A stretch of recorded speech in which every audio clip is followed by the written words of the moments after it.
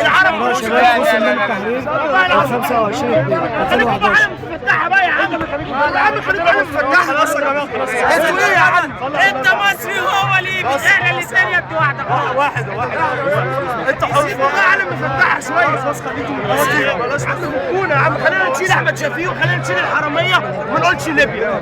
ما نقولش ليبيا يا عم. لا انا مش مقتنع. واحده شالين واحده محمود وجدي. هي مالها محمود وجدي. جماعه بالعالم.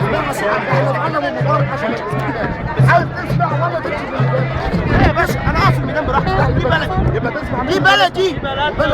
انا هنا كنت ببص في الميدان. انت بتبص في الميدان. محدش يقدر يمشينا.